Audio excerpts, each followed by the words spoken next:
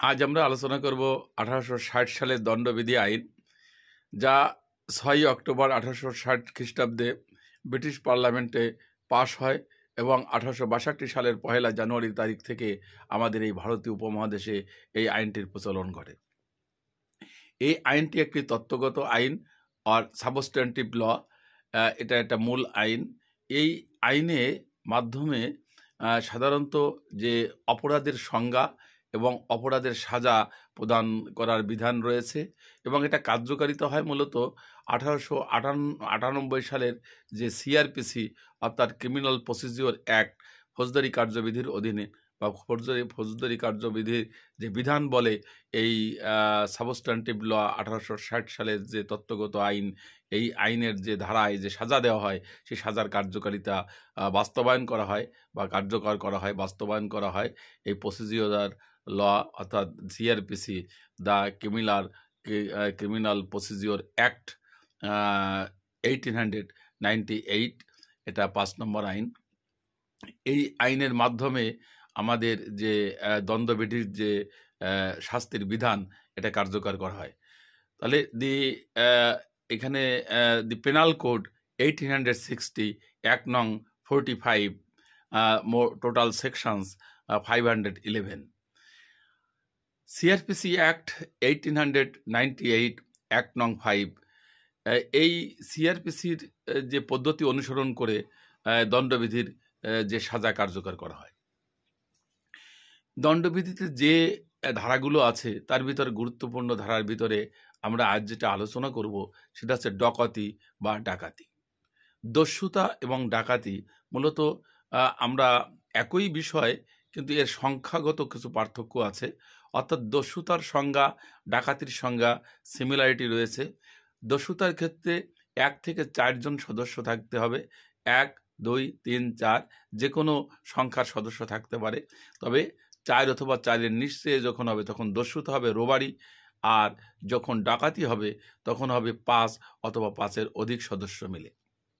সুতরাং এই ডাকাতি এবং রোবারি এটা সংখ্যাগত, এখানে সংজ্ঞা যেটা দেওয়া আছে সংজ্ঞা সিমিলার যে ডেফিনেশন, কিন্তু এর সংখ্যাগত কিছু পার্থক্য আছে, নাম্বারের ক্ষেত্রে পার্থক্য আছে। তো আজকে যে ডাকাতি, পূর্বে আমরা দস্যুতা নিয়ে আলোচনা করেছি, ডাকাতি নিয়েও আলোচনা করেছি। আজকে ডাকাতির যে বাকি সেকশনগুলো আছে সেই সেকশন নিয়ে আলোচনা করব। পূর্বে আমরা আলোচনা করেছি ডাকাতির সংজ্ঞা আছে সাধারণত 391 ধারায় ডাকাতির সংজ্ঞা, 390-তে রোবারির সংখ্যা আছে বা সংজ্ঞা দেওয়া হয়েছে, বা এখানে আমাদের যে দস্যুতার সংজ্ঞা প্রদান করা হয়েছে 390 ধারায়, ডাকাতির সংজ্ঞা প্রদান করা হয়েছে 391 ধারায়। 390 ধারায় যে দস্যুতার সংজ্ঞা দেওয়া হয়েছে সেখানে দস্যুতার শাস্তির বিধান আছে কিন্তু 392, 393, 394 ধারায়, এবং ডাকাতির যে সংজ্ঞা দেওয়া হয়েছে 391 ধারায়, এর শাস্তির বিধান আছে 395, 396, 397, 398 ধারা সহ বাকি ধারাগুলোতে। তো আজকে আমরা এই আলোচনা করতেছি ডাকাতির যে সংজ্ঞা আছে 391 ধারায় এবং এর সাজা আছে 395 থেকে এখানে 302, এখানে 402 ধারা পর্যন্ত এই ডাকাতি সংক্রান্ত বিষয় নিয়ে আলোচনা করা আছে।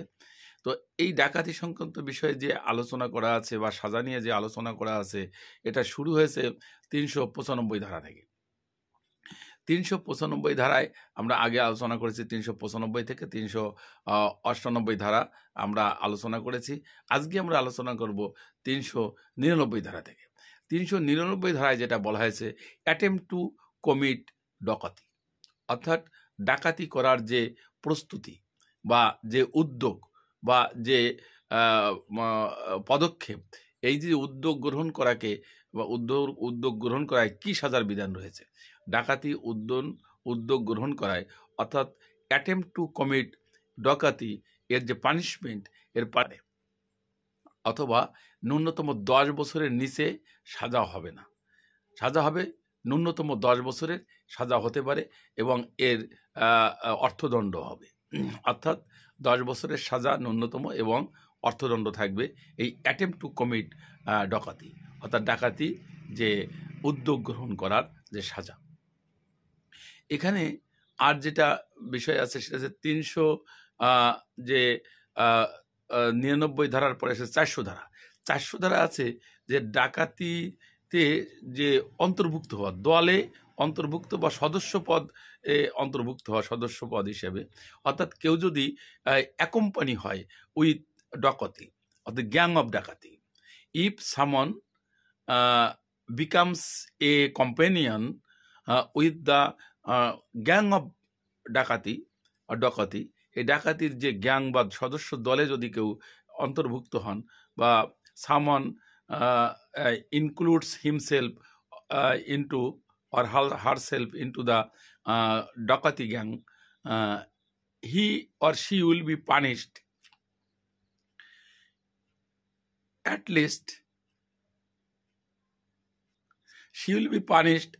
least 10 years imprisonment with fine, and the maximum punishment is lifetime imprisonment.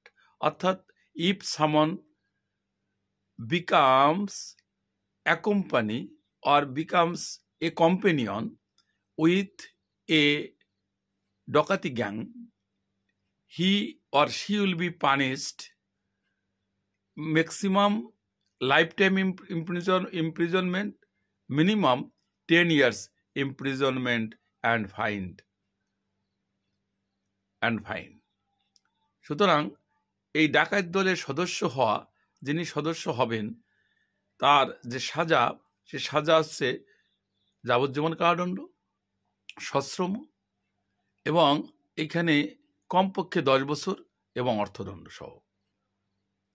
তাহলে 400 ধারায় কি বর্ণনা করা আছে? আমাদের ডাকাতির যে সেকশন, এখানে বর্ণনা করা আছে ডাকাতি দলের অন্তর্ভুক্ত হওয়া, অর্থাৎ দ্য গ্যাং অফ ডাকাতি, ডাকাত দলের অন্তর্ভুক্ত হওয়া, ইনক্লুডিং হওয়ার জন্য সাজা আছে এখানে যাবজ্জীবন এবং সশ্রম, এবং 10 বছরের সাজা হতে পারে, এবং সেখানে অর্থদণ্ড সহ।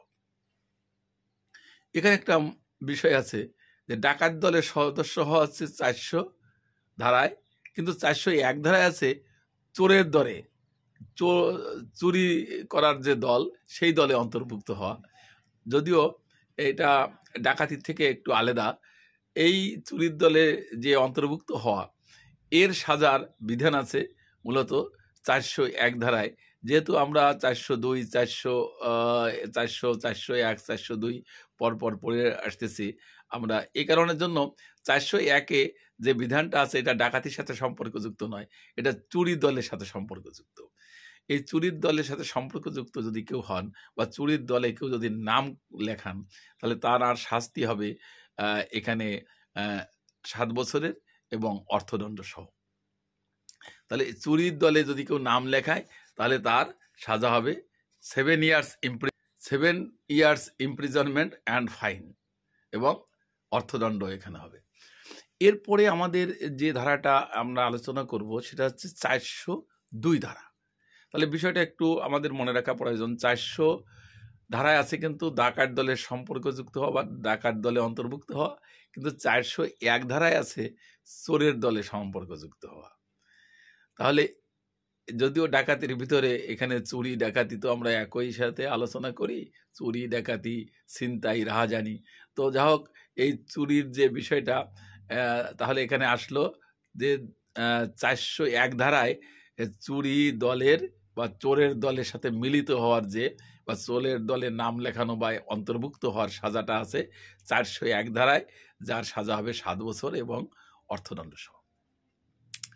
এরপরে আমাদের আছে 402 ধারা। 402 ধারাটা মূলত হচ্ছে যে ডাকাতদের সমাবেশ, বা ডাকাতরা মিলিত হয়ে কোনো একটা জায়গায় যে ডাকাত করার উদ্দেশ্যে যদি মিলিত হয়, সমাবেশ বা অ্যাসেম্বলি করে একসাথে সংঘবদ্ধ জড়ো হয়, তাহলে সেই ডাকাত দলের সাজা কী হবে?